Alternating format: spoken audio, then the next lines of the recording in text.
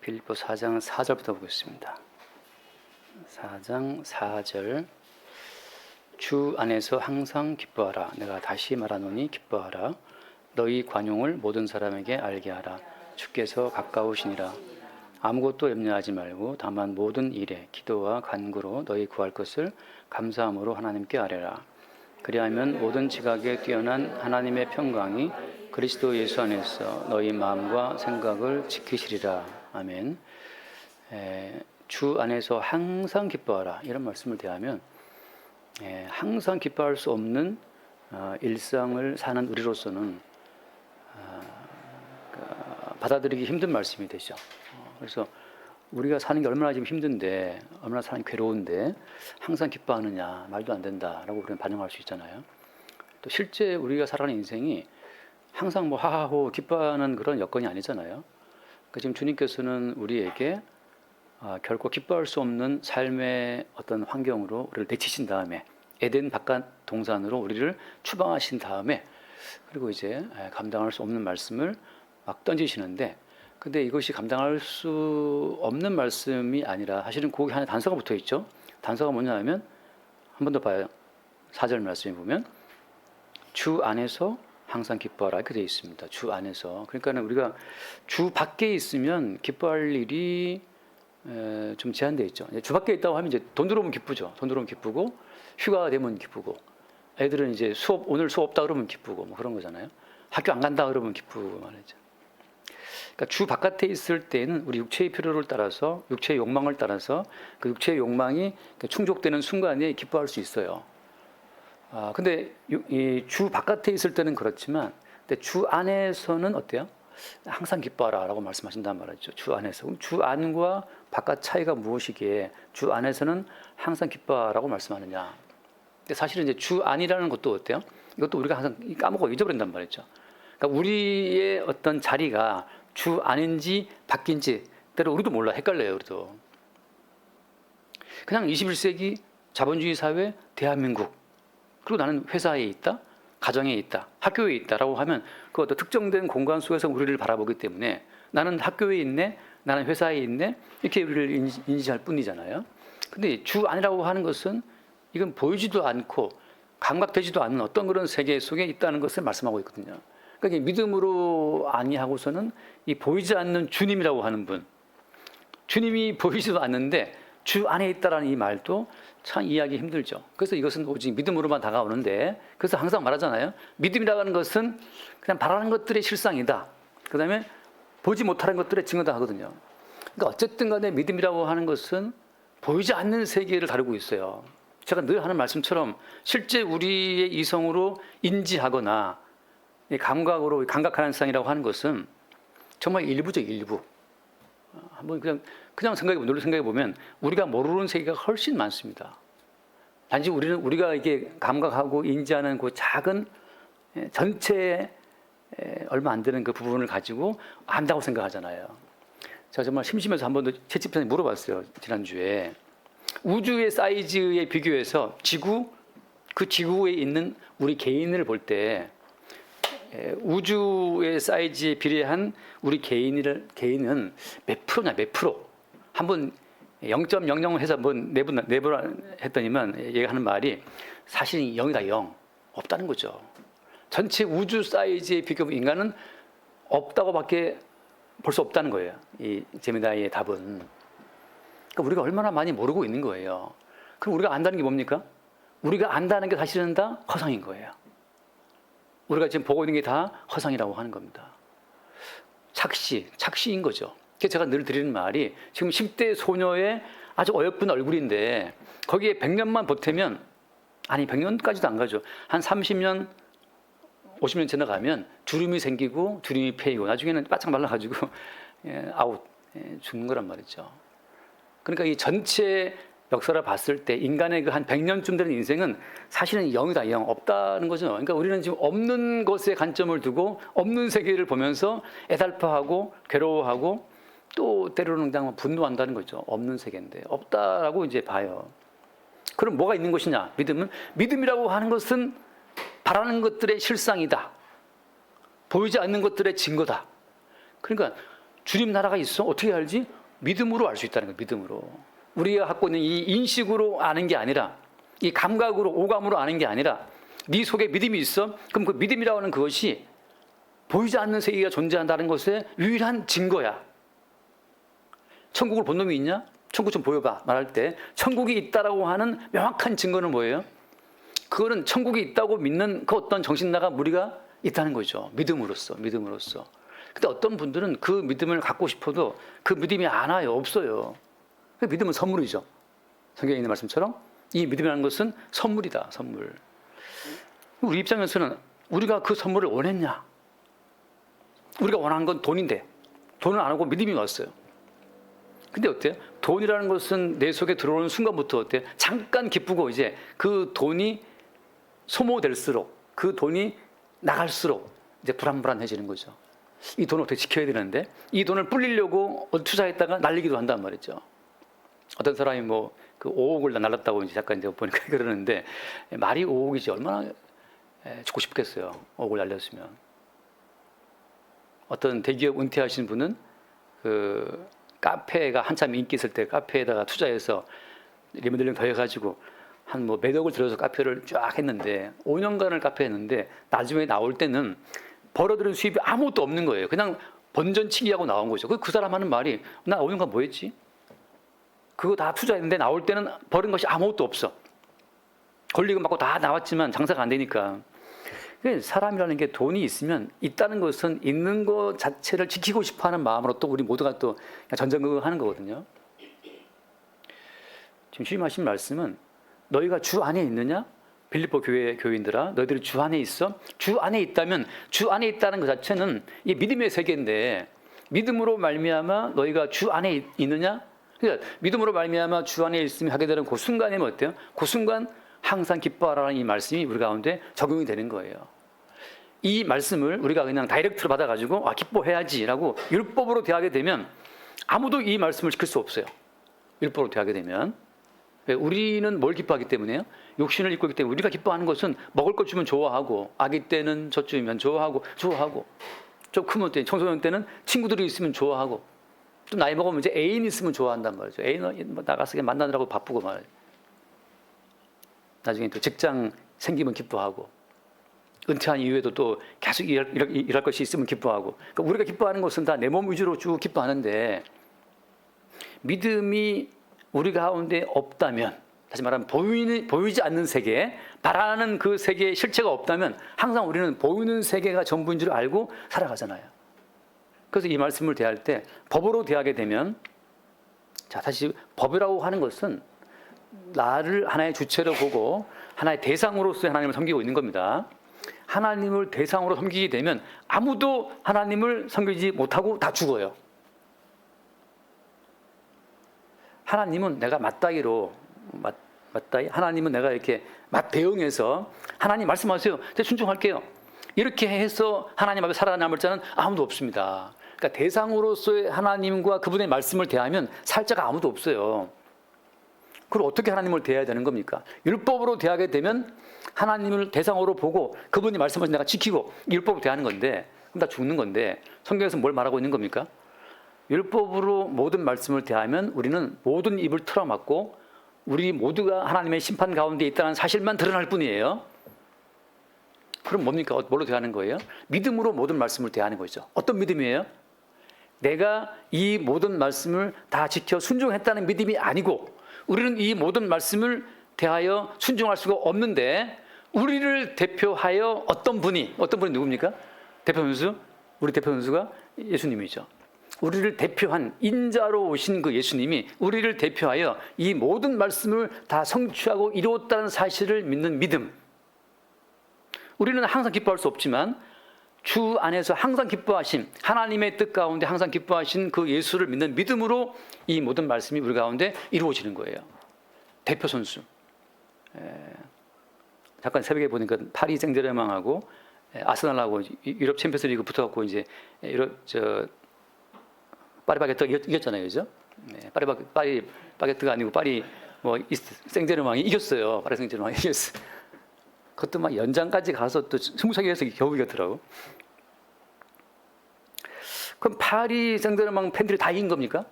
아니죠. 파리 생제르맹 그 응원팀들은 그냥 대표 선수 20명 내보내서 걔들이 이긴 이김에 그냥 본인들이 이긴 것처럼 막 기뻐하고 난리 났어요. 파리 생제르맹 팬 다 뛴 게 아니란 말이죠. 그냥 대표 선수만 뛰었어. 근데 그 대표들이 싸워 이긴 그 이김을 함께 누리는 것처럼 우리 모든 성도는 우리가 이 모든 말씀을 다 지켜서 하나님 보시기에 의롭다 인정받는 자들이 아니에요. 우리를 대표한 누구? 예수님께서 우리를 대표한 인자로 오셔서 우리 대신 이 모든 말씀을 다 지키고 우리가 지키지 못했던 이 모든 말씀의 저주를 대신 얻어맞고 예수님이 피 흘려 죽음으로 말미암아서 우리의 모든 죄값이 지나간 거예요. 일사부절의 원칙. 다시는 우리를 정죄할 말씀이 없는 겁니다. 따라서 우리 이 모든 말씀을 대할 때마다 우리를 정죄하는 말씀이 아니라 야, 내가 이 말씀을 지키지 못해서 벌금을 내고 심지어 끌려가서 죽어야 하는데 이 말씀을 지키지 못한 우리의 이 불법의 모든 책임을 예수님이 대신 짊어지고 대신 예수님이 벌금 내고 대신 예수님이 벌받고 대신 예수님이 죽었단 말이죠. 그 대신 죽으신 예수님 안에서 우리는 이 모든 말씀을 확인하는 거예요.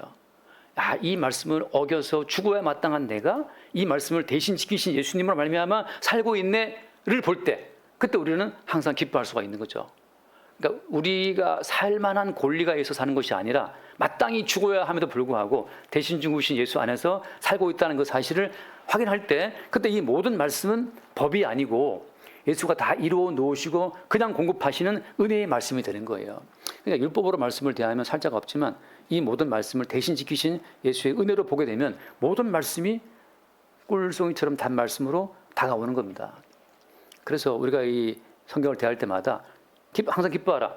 그 인생의 깊이를 모르는 인간들이다. 어떻게 항상 기뻐할 수 있어? 얼마나 인생이 괴로운데. 한번 얼른 잠깐 말씀합니다. 전도서 말씀을 전도서 2장 2절을 잠깐 보게 되면 그러니까 사람들이 기쁘다, 웃다, 운다 그 자체가 얼마나 헛된 것인지 2장 2절 말씀 내가 웃음에 관하여 말하여 이르기를 그것은 미친 것이다. 희락에 대하여 이르기를 역시 무슨 소용이 있겠는가.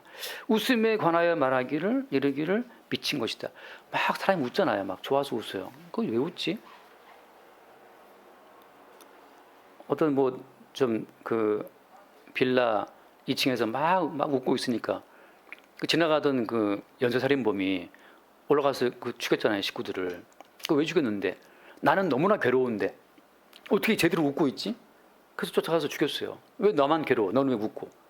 알고 봤더니 왜 웃었어요? 그 사람들이? 개그 콘서트 보고 웃었던 거예요. 그냥. 그들도 대출도 있고 막 회사도 힘들어 죽겠는데 잠깐 개그 프로를 보고 그냥 웃었을 뿐이야.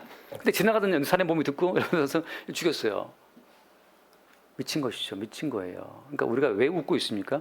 우리의 웃음 자체를, 그러니까 주님 보시기에 우리가 돈이 들어와서 웃고 있어, 뭐 개그 프로를 보고 웃고 있어, 무슨 솔로들의 그런 거 보고 웃고 있어. 그 모든 것이 그냥 감각적으로 잠깐 우리를 속이는 미친 거라고 하는 거죠.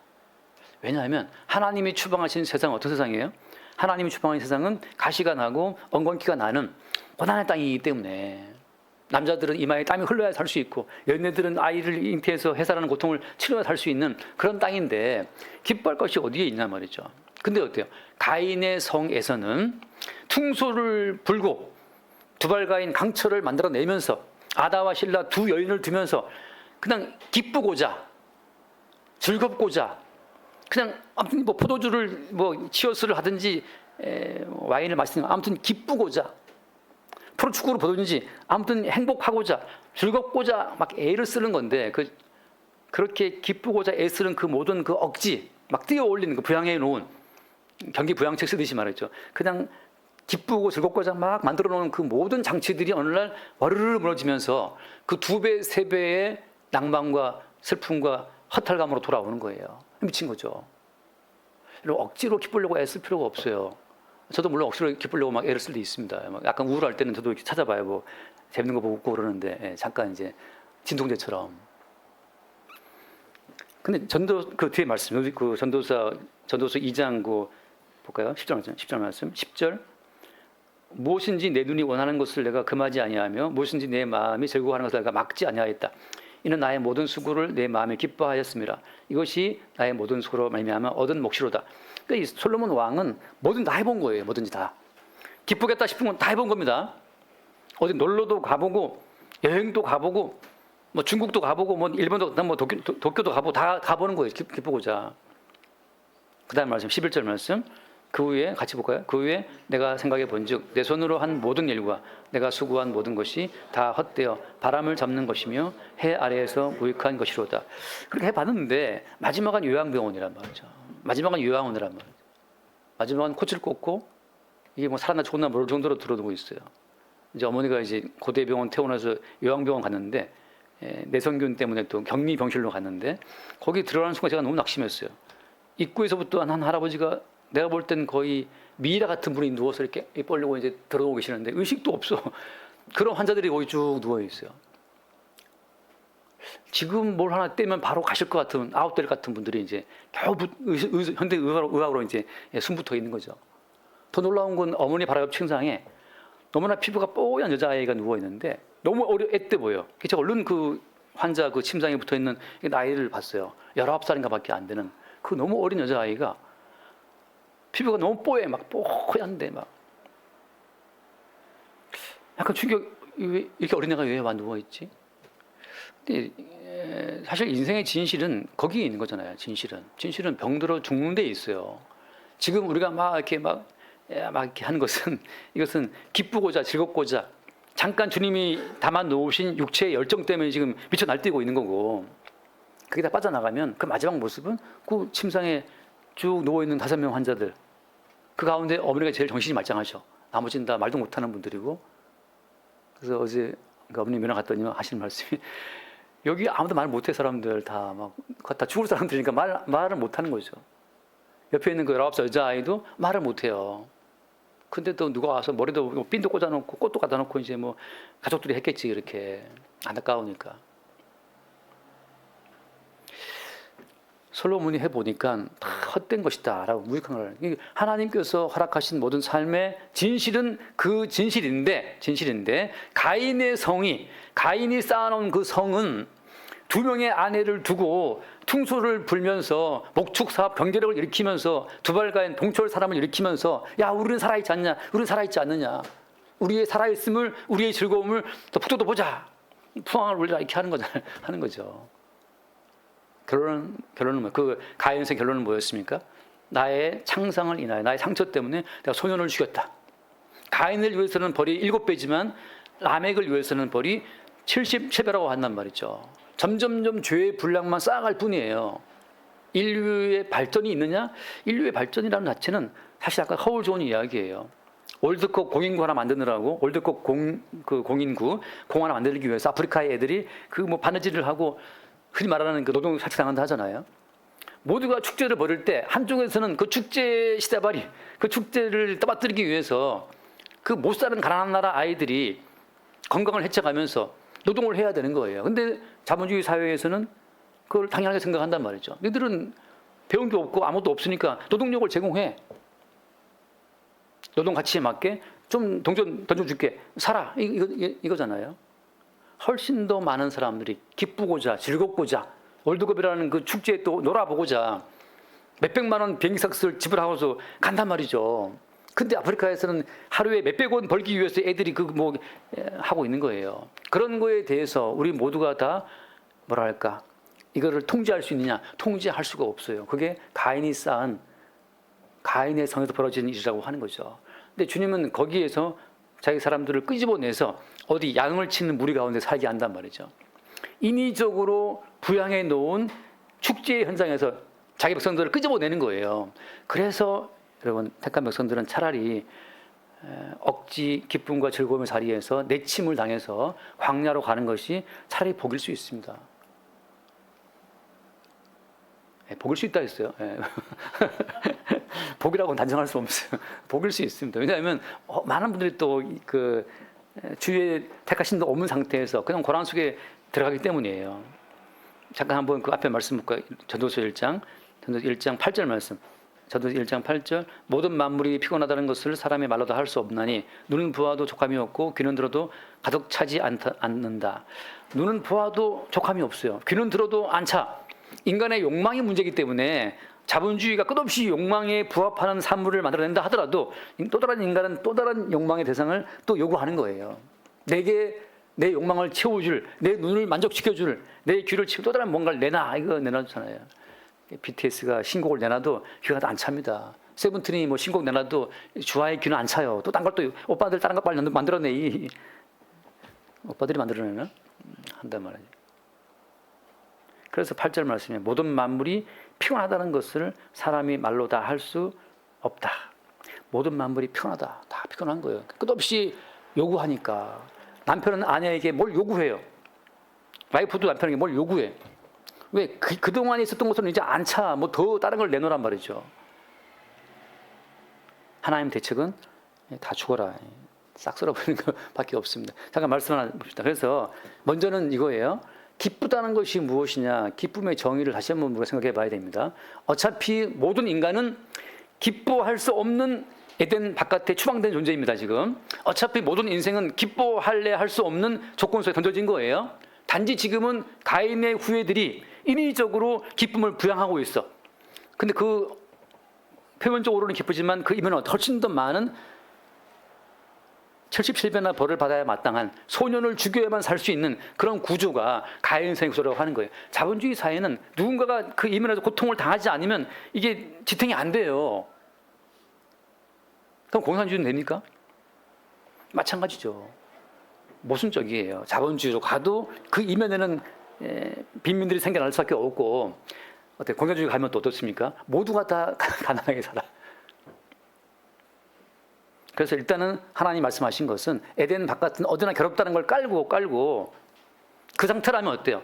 너나 나나 다 같이 괴로운 인생인데 거기서 주님은 새로운 차원의 기쁨을 말씀하신 겁니다. 잠깐 마태복음 5장을 볼게요.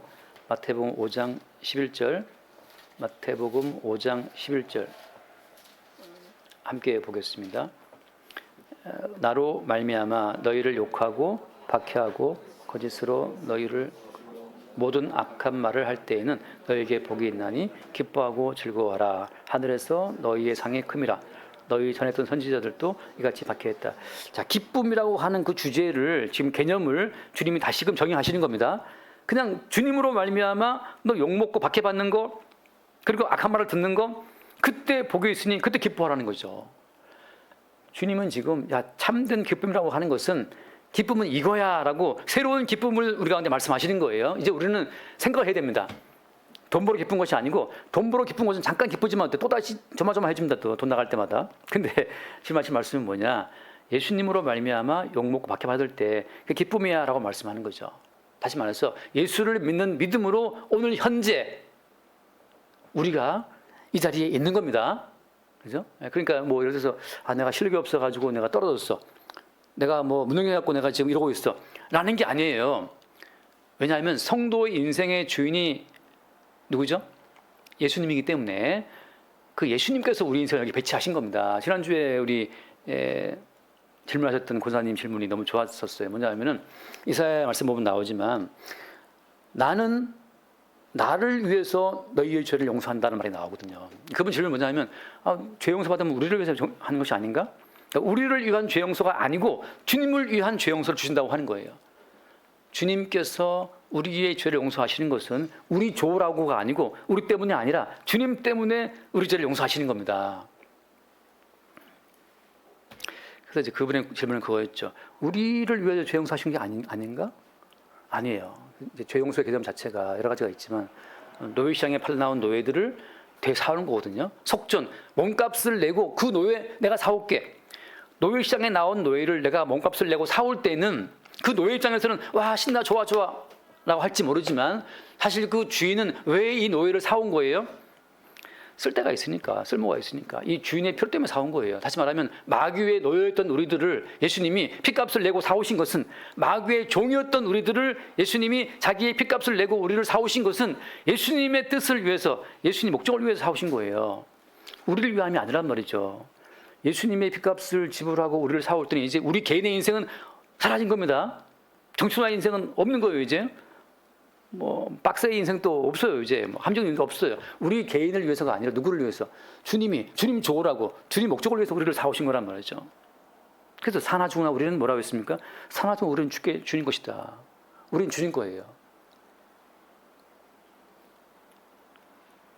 그러니까 주님께서 주를 위해서, 주의 목적을 위해서 우리를, 박신규는 어디 뭐 노동동에 살게 하시고, 문양원이는 어디 신사동에 살게 하시고, 예, 또 정동승 집사님은 중구에서 여기 잠깐 나오게 하시고, 뭐 이렇게 다 배치하신 거란 말이죠. 우리 좋으라고 우리가 사는 게 아니라 주님이 주님 좋으라고 그렇게 우리를 그 집안에 나게 하시고, 그 교육 받게 하시고, 그 회사를 다니게 하시고, 그 회사를 나오게 하시고, 그 돈을 벌게 하시고, 지하에 2층, 3층에 살게 하시고, 그 외모를 주신 거란 말이에요. 그래서 우리가 여기서 말씀처럼 나로 말미암아 너희를 욕하고 박해하고 뭐 할 때 있잖아요. 그러니까 지금 현재 우리의 모든 삶의 자리는 주님이 주님 좋으라고 주의 목적을 위해서 배치하신 자리이기 때문에 그냥 그 자리에서 당해야 될 인생의 모든 고통과 괴로움을 당하세요. 그게 기쁨이라는 거죠. 이제 보통 이제 우리를 또 예수 믿는 사람들 군사라고 표현하는데, 바울은 군대 가면 그냥 그 지휘관이 그냥 명령을 내려요. 너 어디 가서 근무하라고. 지휘관이 내린 그 자리에서 지키고 있어야 되는 거죠. 그냥 지휘관이 배치한 그 현장에서 그 현장을 사수하고 있는 것 자체가 그 지휘관의 기쁨이 되는 것처럼, 주님은 우리를 특정한 장소에, 특정한 시간 속에, 특정한 문화 가운데 배치하신 거예요. 특정한 만남 가운데. 그러니까 그 자리에서 그냥 받아야 될 고난을 받고 있으란 말이죠. 실업자면 실업자의 고난을 감수하는 그것이 나로 말미암아 너에게 실업자의 자리를 배치한 그 예수로 말미암아 받는 그 모욕, 받는 그 박해, 받는 그 모든 거슬리는 그 모든 말들을 받으란 말이죠. 받을 때 주님이 나를 여기 이 자리에서 이런 고난과 모욕을 받게 하시네 라고 받아들일 때, 그때 그것이 성도에게는 기쁨이라고 하는 거예요. 그게 상이라고 하는 거죠. 제가 처음 군대 갈 때는 헌병 바꿔라서 그런 건데, 아무튼 헌병 주특기를 받았어요. 근데 신교도를 갔는데 그것도 바뀌었어요. 갑자기 또 두 번인가 바뀌었어요. 제 보직이 바뀌었는데 마지막에는 이제 최애 말단, 완전 말단. 정말 전 자대 갔을 때 이것이 대한민국 군대인가? 내가 느낀 느낌은 그냥 무장 공부들이 잠깐 응거하고 있는 그런 거주지 같더라고. 너무 그냥 그 말도 못하는 그런 곳인데, 갑자기 가자마자 막 지붕 고치고 있던 그 고참들이 망치 던지고 톱 던지고 막 저 피하느라고 정신 없었어요. 왜 이러지? 정신이 다 나갔어요. 뭐 하나 지을 것이 없어. 그게 밤에 인사계랑 그 몰래 가갖고 비 내리는 밤에 그 현장 가갖고 그 목재랑 다 훔쳐갖고, 시멘트 목재 다 훔쳐가서 그 부대 뒷마당에 다 숨겨놓고, 경찰들은 와서 부대 뒤지러 오고, 근데 뭐 당바 순간 안 보이죠. 그렇게 해서 또 하나 뭘 짓고, 이런 아주 그냥 최말단. 이제 약간 당황했는데, 저는 이런 또 상황 처음 약간 당황했는데, 약간 돌아보니까 그 주님께서 배치하신 배치 자리에 국방부 장관에 의해서, 참모총장에 의해서 거기 배치된 거란 말이에요. 여기 있어야 되는 거지. 그래서 뭐 어떤 애들은 뭐 군함금 풀어도 목을 메고 그러는데, 그 목매면 안 됩니다. 그 사령관이 있어야지 왜 네가 목을 매? 자살하면 안 되는 거죠. 그러니까 견뎌야지. 그 수욕을 견뎌야 되는데, 쫄다고들이 힘드니까 그냥 나로 말미암아 이렇게 말할 때는 우리 인생의 모든 자리가 그리스도 예수로 말미암아 주어진 자리라는 사실을 인정해야 되는 거죠. 근데 여러분 생각하세요. 그냥 견디기 힘들면 그냥 막 가도 괜찮아요. 주님께서 통치하시기 때문에.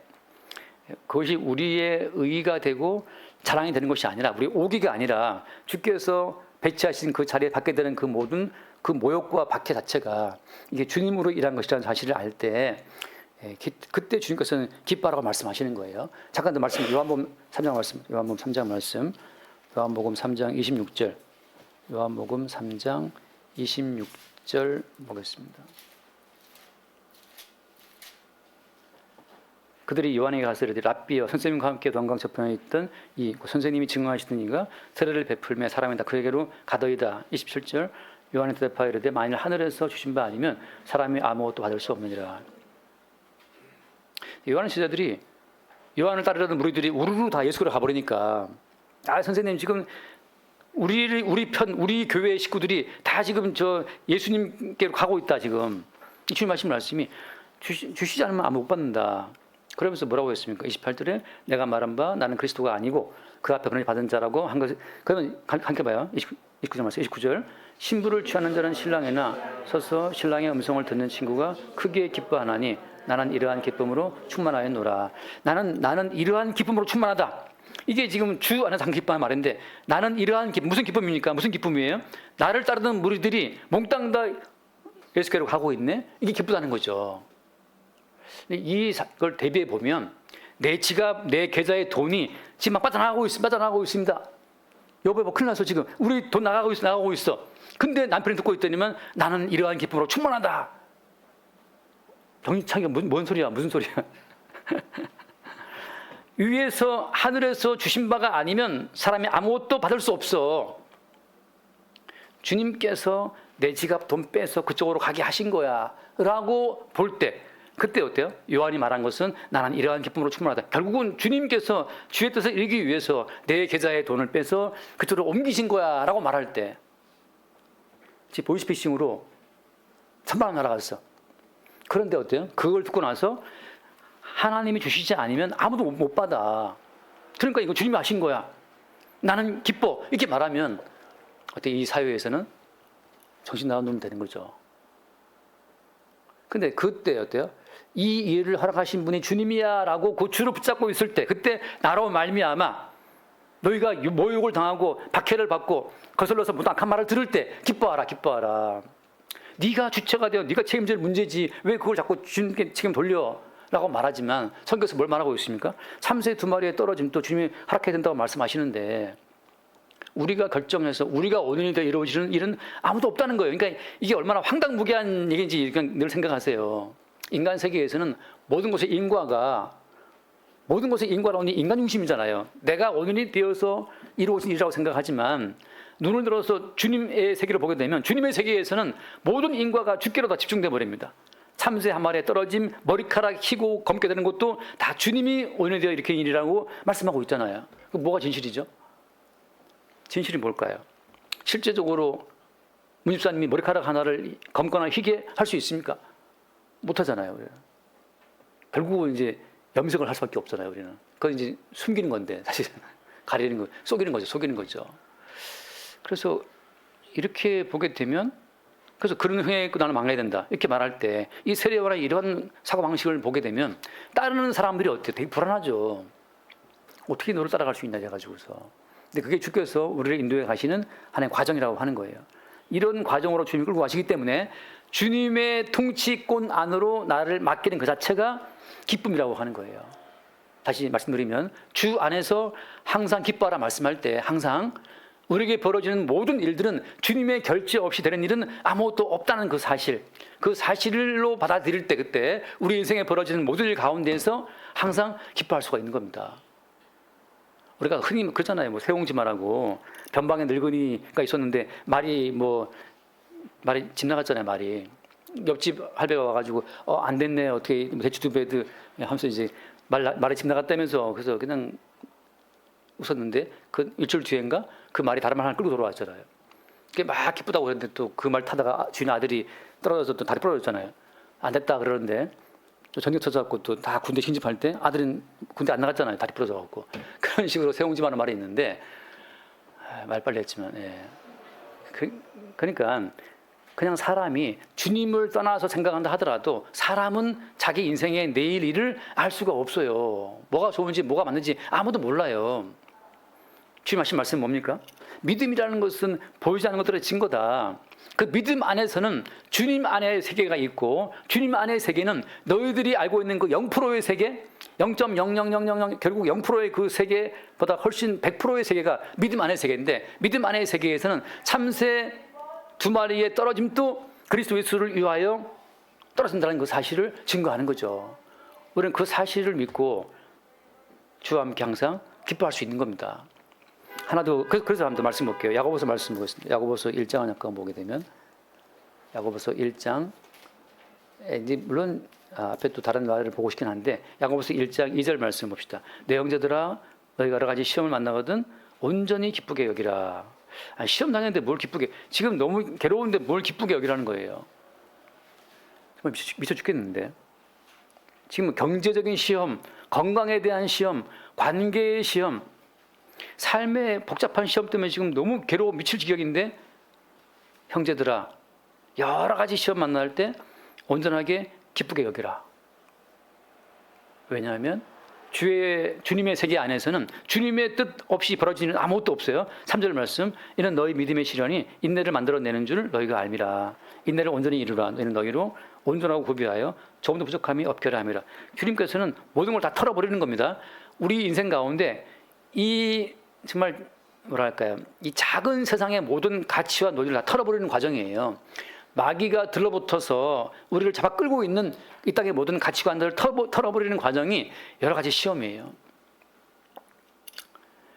그래서 주님께서 일으키신 사건임을 우리가 믿을 때, 주님, 나는 지금은 다 알 수 없지만 이 모든 일을 기획하시고 이 모든 일을 진행하시고 이루실 분이 주님이라는 것을 믿을 때, 그 주를 믿는 믿음 안에서 그냥 평안을 누리는 거예요. 아이들을 키울 때, 아빠 엄마가 아이들을 인도해 갈 때는 굳이 설명하지 않아도 어때요? 애들한테, 어린 아이들한테, 주나 잘 들어봐, 우리가 이렇게 할 거야, 설명 안 해도 어때요? 아이들은 설명이 필요 없어. 오직 뭘 믿는 겁니까? 그냥 아빠 엄마가 나를 사랑하신다는 걸 알기 때문에 어떻게 간다 하더라도 그냥 아빠 엄마가 나를 사랑한다는 것은 확실히 알아. 자세한 모든 과정은 다 몰라도 괜찮아. 그냥 아빠 엄마가 나를 사랑하는 것을 믿기 때문에 따라가는 거잖아요. 우리는 그리스도 예수를 믿는 믿음 안에 있을 때에는 자세한 거 몰라도 상관없어요. 최종적으로는 주님께서 주의 목적을 위해서 우리를 동원하시는 그 모든 과정이 우리에게 기쁨과 생명과 또 마지막에 보게 된다는 사실을 우리가 믿기 때문에 가는 거잖아요. 모든 과정은 다 몰라도. 어머니 병원에 계실 때 어머니 아파 죽겠으니까 힘들 때 말이죠. 정집사님이 약간 설명을 해요. 어머니 사실 이렇게 어머니 하시면서 설명 필요 없고 지금 아파 죽게 설명하지 마. 설명을 듣고 지금 따라가기도 지금 너무 이게 머리가 복잡하고 힘든데 아프니까 설명하지 마. 지금 준이 아빠가 우리 이렇게 지금 적금 들고 있고 집에 우리가 관리비가 얼마 들어가고 있고 이런 아빠 월급이 얼마고 보너스 그 설명할 필요 있습니까 없습니까? 알아지도 못해요. 그냥 설명 필요 없고 아빠 엄마가 너를 사랑한다는 것만 네가 알고 있지? 오케이, 그러면 끝이에요. 우리는 자꾸 주님께 설명을 원하거든요. 주님 뭐 좀 알게 해주세요. 주님 하신 말씀이 어떤 거예요? 설명 필요 없고 내가 너를 위해서 십자가에 못 박혀 피 흘려 죽으심으로 하나님께서 우리에게 대한 자기의 사랑을 확증했다. 하나님의 사랑이 십자가에 자기의 목숨을 주는 것이 확증되었으면 그것으로 모든 설명은 끝난 거예요. 이제 아들을 주시는 분이 하물며 다른 모든 걸 주시지 않겠느냐라고 딱 단정하시잖아요. 아니, 아들을 내주신 분이 다른 짜잘한 것들을 안 주시겠냐? 그 짜잘한 거 돈 몇 푼에 왔다 갔다 흔들려. 그 돈이 마침내 너에게 행복이 되겠느냐? 아니라니까요. 어떤 사람에게는 돈이 없는 게 안전한 길이에요. 여기 돈 없는 시험 다 있겠지만 그런 주께서 인도해 가시는 과정 가운데 우리는 그 사랑을 믿고 가는 거죠. 근데 기본적으로 이 땅의 모든 시험은 다 어디가 뿌리예요? 잠깐 히브리서 2장 말씀합니다. 히브리서 2장. 마귀가 우리를 속이고 있는 그 속임의 그 갈고리가 어떤 겁니까? 히브리서 2장 14절 말씀, 14절, 2장 14절. 자녀들은 혈과 육에 속하였음에 그것 또한 같은 모양으로 혈과 육을 함께 지니심은 죽음을 통하여 죽음의 세력을 잡은 자 곧 마귀를 멸하시며 또 죽기를 무서워함으로 한평생 매어 종로로 타는 모든 자들을 놓아주려 하심이니. 사람들은 죽기를 무서워하는데 이 막연한 죽음의 이 공포 때문에 마귀에게 종소리 한단 말이죠. 근데 주님께서는 어때요? 주님께서는 주님이 죽음으로써 우리가 겨울에 눈 치울 때 삽을 푹 떠서 눈 위에 둡니까? 아니죠, 그죠? 그 눈 밑에 삽을 집어넣고 알아서부터 눈덩이를 떠올리는 것처럼 주님은 아예 죽음 속으로 들어와요. 주님은 자기의 죽음을 통하여 죽음의 세력을 잡은 자 마귀를 멸하시기 때문에 주님이 가장 깊고 깊은 죽음 속으로 푹 들어오셔서 그 죽음 자체를 던져버리시는 겁니다. 주님이 겪으신 죽음의 공포가 가장 깊은 공포예요. 그래서 소크라테스는 독배를 마시고 그냥 죽었지만 예수님께서는 죽음의 잠 받기 이전에 3번 기도하셨는데 그 뭐 때문이냐면 죽음 전체 죽음의 모든 저주를 아래에 가장 밑에 들어와 밑바닥에서 떠올리기 때문에 고통스러운 거예요. 표면적인 죽음은 이순신 나의 죽음을 알리지 말아라. 소크라테스 뭐 독배 가져와라 마시겠다. 뭐 표면적인 죽음은 너무나 쉬워 보이지만 그러나 그 죽음의 깊이, 죽음의 실상을 다 아시는 분이 그 죽음의 가장 밑바닥에 들어와서 그 죽음 전체를 떠서 던져버리는 과정은 이건 너무나 큰 고통이라고 하는 거죠. 그러니까 죽음의 실상을 모르는 자들이 죽음을 쉽게 알아요. 아, 뭐 죽지 뭐가 죽음을 말지. 제 아버님 맨날 뭐 살아계실 때 그 뭐 각 죽어버리고 말지 맨날 그랬거든요. 죽음을 잘 모르니까 그 말 하는 거예요. 근데 본인이 담낭 결석 생겨가지고 아프니까 빨리 119 불러, 119 불러. 아, 죽겠다며, 빨리 죽지. 근데 빨리 너무 아프니까 결국 119 불러갖고 119 실려갔어요. 병원에, 병대병원에 가서 수술 받았단 말이죠. 사람들이, 목사님, 전 그냥 죽어버릴 겁니다. 죽음이 뭔지를 몰라요. 제 어머니 소원 또, 나 집에 가서 죽을 거야. 배가 아파 죽겠는데? 열이 끓어오르는데? 이미 이 대장암 때문에 암이 염증이 일으켜가지고 뭐 혈변 나오지, 염증이 막 그러니까 열이 올라가지, 배를 막 죽도록 아프지. 나 죽을 거야. 죽음이 뭔지도 모르고 떠드는 소리예요. 정말 몸의 한 부분을 건드려, 죽음의 여정이죠. 과정 가운데 한 부분이 아프면 떼굴떼굴 구르다 못해 이건 미치고 환장을 누르시기 때문에 바로 119 막 본인이 119 막 눌러요. 본인이 119 누르다 실수로 114 누르고 뭐.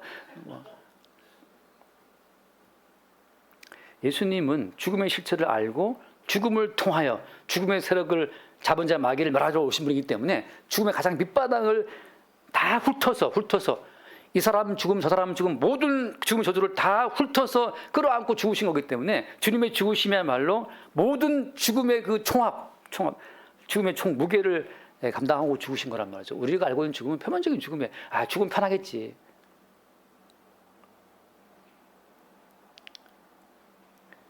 그러니까 주께서 감당하신 마귀가 우리를 속이고 있는 그 모든 죽음의 위협으로 우리가 늘 괴로워하는데 이미 그 죽음은 주님께서 자기의 죽음으로 죽음의 모든 세력을 어떻게 했다? 멸했다고 하는 거죠. 성도는 이제부터 주께서 이겨놓으신 그 죽음의 세력 안에 존재하기 때문에 죽음조차도 성도에게는 위협이 안 되는 거예요. 일단 넘어갑시다. 근데 문제는 뭐냐면 아까 말씀봐요. 고린도후서 왜 사람들이 다른 예수를 믿느냐? 이 죽음의 공포에 찔러서 그런 겁니다. 고린도후서 11장 2절 말씀 봅시다. 다른 예수를 따라가는 그 이유는 죽음의 세력을 잡은 그 마귀에게 붙들려 가지고 다른 예수를 만들어가는 거예요. 11장 2절 내가 하나님의 열심으로 너희를 위하여 열심을 내노니 내가 너희를 정결한 처녀로 한 남편은 그리스도께 드리려고 중매합니다. 3절 말씀 뱀이 그 관계로 하와를 미혹한 것 같이 너희 마음이 그리스도를 향하는 진실함과 깨끗함에서 떠나 부패할까 두려워하느라 만일 누가 가서 우리가 전파하지 아니한 다른 예수를 전파하거나 혹 너희가 받지 아니한 다른 영을 받게 하거나 너희가 받지 아니한 다른 복을 받게 할 때는 너희가 잘 응답하는구나. 왜냐하면 죽기를 무서워하는 사람들은 그 마귀의 관계가 너 죽는다, 너 살아야 돼 하고 이 생존 세계를 갖고 유혹하기 때문에 마귀의 관계에 넘어간단 말이죠. 그래서 뭘 따라간다고요? 다른 예수를 따라갑니다. 다른 예수. 어떤 예수예요? 죽음을 통과하지 않고 죽음을 우회하는 예수. 너는 안 망해. 넌 죽지 않아. 너는 망하지 않고 넌 잘 될 거야 라는 그 예수를 막 전파하는 거예요. 근데 여러분 진짜 예수는 십자가의 여정을 우리를 데리고 가시는 분이기 때문에 사망의 음침한 골짜기로 지날지라도 주께서 나와 함께 하십니다. 그 사망의 음침한 골짜기 속으로 우리를 끌고 가시는 분이 주님이에요.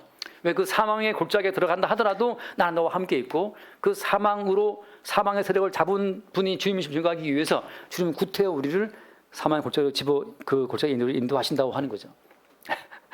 다른 예수는 올리즈웰 다 잘 될까를 말하지만 진짜 예수는 나와 함께 십자가의 여정을 거쳐서 나와 함께 영광의 영생으로 가자라고 부르신 분이라는 거죠.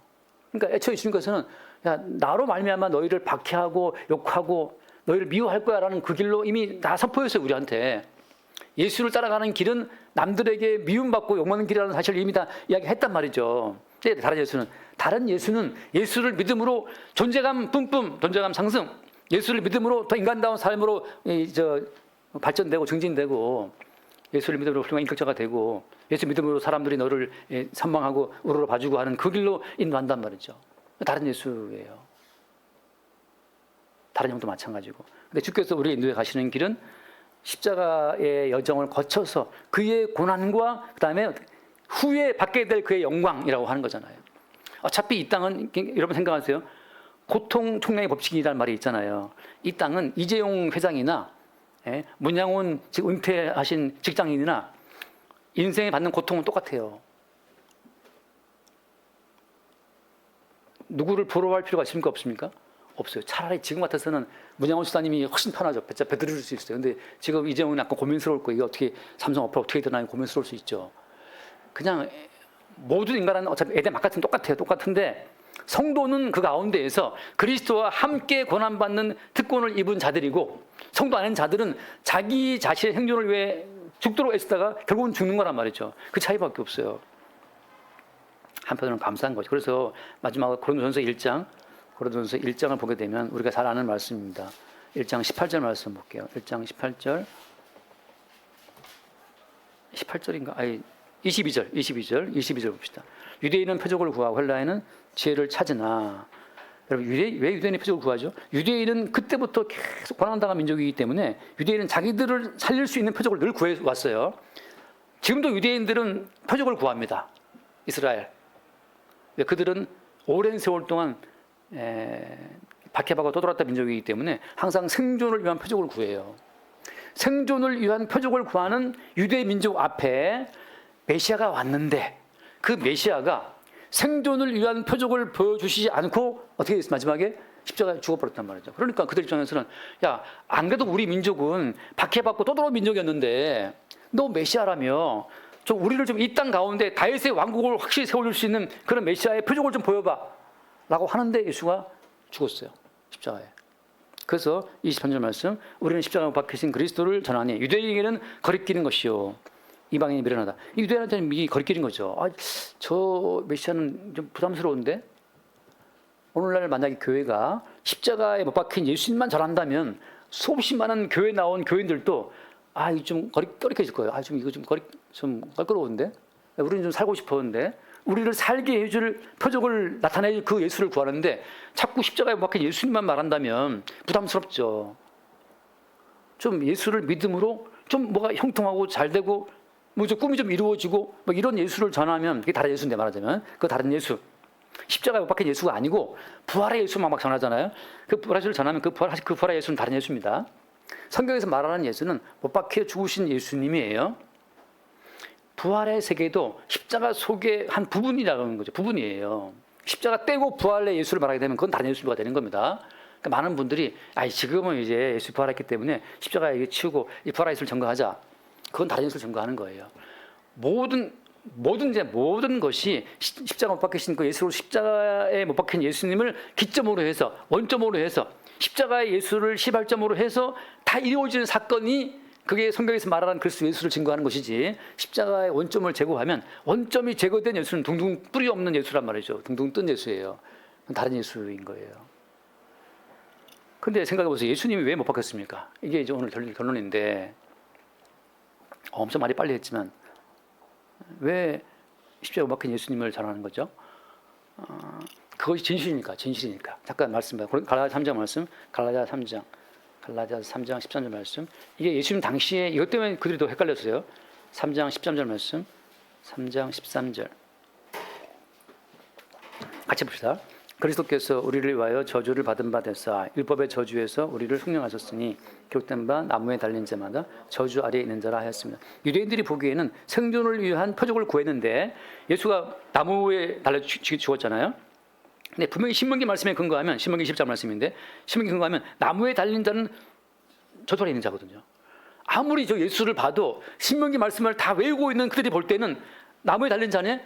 저 저주받은 자인데? 저걸 우리가 어떻게 믿지? 거기까지 되는 거죠. 그래서 그러기 때문에 말씀을 아는 자들이 성령으로 말미암아 말씀을 풀어내지 못하면 오히려 그것이 그들에게 저주의 발목을 잡는 하나의 그게? 트랩이 되는 거예요. 성경을 아는 자들이 예수를 죽였습니다.